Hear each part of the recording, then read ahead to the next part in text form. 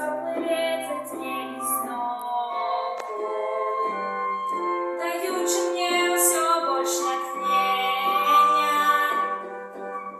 Іду далей із кожним кроком,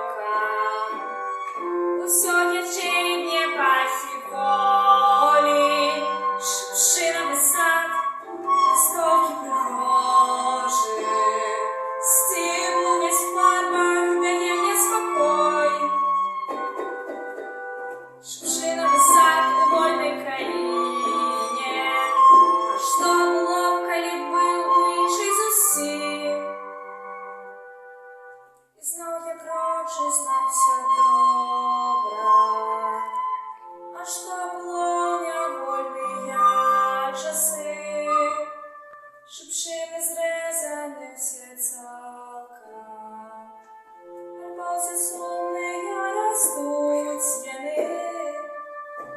Шипшиновий сад, листовки прихожих, стіл весь в фарбах дає мне спокой.